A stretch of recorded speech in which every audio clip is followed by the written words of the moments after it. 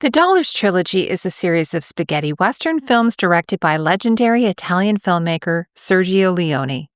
The trilogy, consisting of A Fistful of Dollars from 1964, For a Few Dollars More from 1965, and The Good, the Bad, and the Ugly from 1966, went on to influence an entire generation of movies and filmmakers. Released just 1 year apart, these films are often considered the first true movie franchise. If you've been watching my channel for a while, you'll know I rarely review westerns. It's never been my favorite genre, but this series has been on my watch list for quite some time, largely because of its massive influence on some of my favorite directors and films. In this video, I'll be looking at the costume worn by the trilogy's mysterious protagonist, the man with no name, played by American actor Clint Eastwood. For this analysis, I drew insights from Bamf Style, a men's TV and film costume blog I've referenced before on the channel. He does a fantastic job breaking down the character's look and even the weapons, but I'll only touch on that briefly since it's outside of my wheelhouse. But if you'd like to read his full breakdown or explore sources for replicas, I've included a link in the description below. Before we dive in, though, a big thank you to my patrons for supporting me and making this channel possible. There is a clear through line connecting all three films, starting with A Fistful of Dollars and continuing For a Few Dollars More. Eastwood's character's backstory is finally revealed in The Good, the Bad, and the Ugly, which is actually a prequel to the first two. George Lucas has credited Leone's trilogy as one of the inspirations behind Star Wars. Leone himself drew influence from Japanese filmmaker Akira Kurosawa, whose film Yojimbo served as the unlicensed basis for A Fistful of Dollars. Leone's production company failed to secure remake rights, leading to a lawsuit that was eventually settled before the film's U.S. release. There's been enduring fascination with Eastwood's costume. Now, and I don't use the word iconic lightly. That distinctive poncho has become a pop culture symbol, appearing on all three movie posters and inspiring countless homages in film and fashion. Luke Skywalker's Moisture Farm poncho, for instance, created by Star Wars costume designer John Mallow, is likely a nod to Eastwood's serape. Boba Fett actor Jeremy Bulloch even said his character was based on the man with no name. Two of my favorite modern shows also feature characters clearly inspired by Eastwood's mysterious gunslinger, Disney's The Mandalorian and Amazon's Fallout. Both Pedro Pascal's Din Djarin, or Mando, and Walton Goggins' Ghoul channel that same stoic, lone wolf energy that defined Eastwood's character. In fact, both actors reportedly watched the Dollars Trilogy while preparing for their roles. And one of my favorite unexpected homages comes from Bill Murray in Groundhog Day. I always like to highlight costume designers who don't often get the credit they deserve for creating some of Hollywood's most memorable looks. For the Dollars Trilogy, Carlos Simi served as both costume and production designer. Here's one of his sketches for the Man with No Name's costume. Now, interestingly, in some of my interviews with designers over the years, they've shared that sketches are often created out of order, sometimes after filming, once the final look is established. So I suspect that Simi's sketch may have been done after Eastwood's costume came together, possibly even after filming. There's strong evidence that Eastwood himself helped create his character's wardrobe, at least for the first two films. According to IMDb, he bought the black jeans from a sporting goods store on Hollywood Boulevard. Bamf Style adds that even the earliest jeans from Levi Strauss & Co., patented in 1873, looked nothing like Eastwood's modern, low-rise straight-fit jeans with belt loops and dual back pockets, features that didn't appear on Levi's 501s until 1922. Fun fact, Mark Hamill once revealed that Luke Skywalker's trousers in Star Wars were actually white Levi's with the back pockets removed. As for Eastwood's shirt, its exact origin remains unknown. Bamf Style describes it as a striped work shirt with a front placket, single button cuffs, and a soft rounded club collar. He goes on to describe our protagonist wearing layers of a distressed sheepskin vest over the shirt, a simple one-piece waistcoat that fastens with a single leather drawcord.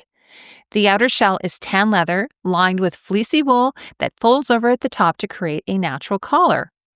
And his hat, which he describes as a brown felt cowboy hat with a telescope crown, came from a Santa Monica wardrobe firm. It's accented with a dark brown tooled leather band that tapers to a small silver buckle. Now, before working with Sergio Leone, Clint Eastwood was best known for his role in Rawhide, an American Western series that aired from 1959 to 1965. In her 2005 New York Times review of the Autry National Center exhibition, Once Upon a Time in Italy, The Westerns of Sergio Leone, critic Manola Dargis wrote that Leone discovered his leading man while watching an episode of Rawhide. Leone later said of Eastwood's performance, "His laziness, his laid-back quality is what came over so clearly. When we were working together, he was like a snake, forever taking a nap 500 feet away, then suddenly unfolding to strike." A Fistful of Dollars was filmed between seasons 6 and 7 of Rawhide. Eastwood wore the same boots he used on the show and even borrowed the gun belt, pistol grips, and spurs for good luck. Having survived the trilogy, Eastwood continued his long relationship with Westerns and his boots. He reportedly wore the same square-toed cowboy boots decades later in Unforgiven from 1992, which he both directed and starred in. As for Eastwood's rig, Vamp Style describes it as a wide brown leather gun belt with subtle stitching, cartridge loops on one side and a straight holster on the other, completing his signature gunslinger look. The gun used in A Fistful of Dollars also came from Rawhide, an 1873 Colt single-action army revolver with silver-coiled rattlesnakes on the grips. Eastwood carried the same weapon in for a few dollars more. Before we move on, another quick thank you to my patrons. Your support makes these deep dives possible, the research, the sourcing, and all of those behind-the-scenes discoveries. If you'd like to join my Patreon and get access to bonus content, sneak peeks, and updates, you'll find the link in the description below. Now back to the video. For me, what truly makes the Man with No Name's look iconic is his poncho or serape. There's been plenty of speculation about how it came to be, but most reports suggest it was purchased in Spain by costume designer Carlos Simi and Sergio Leone.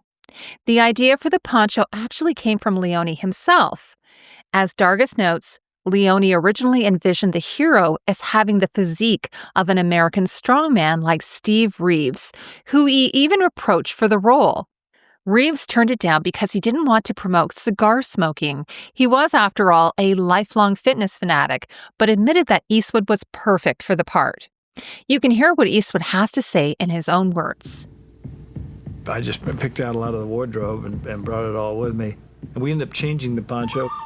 We found one in Spain. Sergio liked that green one. Same boots I wore on Rawhide. There are behind-the-scenes photos of Leone and Eastwood both wearing ponchos, possibly from the same Spanish shop. Banff Style describes the piece as an olive woven wool poncho with an off-white geometric pattern and fringe at the hem. The same garment was reportedly used across all 3 films without being replaced or cleaned. In a 2010 USA Today article, journalist Anthony Bresnikan visited Eastwood at the Warner Brothers lot, where Eastwood revealed he still keeps the original poncho in his personal storage locker. "It was one of a kind," Eastwood said. "We never had a double. I had to take it home at night because if we lost it, we'd never be able to recreate it." He even pointed out the small sewn repairs near the heart, the same bullet holes from the famous finale of A Fistful of Dollars. Many of Eastwood's iconic costumes and props are on display at Warner Brothers, but he still keeps that poncho. He also lent it to the Once Upon a Time in Italy exhibition at the Autry National Center, described by Dargis as the iconic garment that defined his character as much as the cigar, the hat, and the squint. The poncho has even made rare public appearances, like when Eastwood wore it during the Carmel Centennial Parade in 2016. In The Good, the Bad, and the Ugly, the prequel, the Man with No Name starts off in a different outfit: a black printed shirt, trousers, soft necktie, straw hat, and a duster jacket. By the film's end, he's given his familiar wardrobe by Angel Eyes: the light blue shirt, lambskin vest, and brown hat, though the green serape doesn't appear until the final act. While it's rare for costumes from the trilogy to appear at auction, Both of Eastwood's screen-matched shirt and coat from The Good, the Bad, and the Ugly have sold through Prop Store. Prop Store notes that Blondie wore his distinctive black and white patterned shirt during the first half of the film, including the desert stagecoach scenes and the attempted hanging. Eastwood actually wore two versions, one with pleated pockets and one with flat, and the auction shirt was the latter. The black cotton shirt, labeled from Italian costume supplier Costume d'Arte Peruzzi, features two chest pockets, a grandad collar, and a white circle and dot pattern. It was likely rented to multiple productions over the decades and shows signs of repair. The shirt sold at auction this past September for $37,800, which is roughly 28,000 pounds. Blondie's beige double-breasted duster coat, meanwhile, also screen-matched, sold on November 14, 2024 for $75,600, or approximately 100,000 pounds. Like the shirt, it was part of the Costume d'Arte collection and likely reused in other productions before being archived. The look is complete with a wide-brimmed straw hat and brown trousers.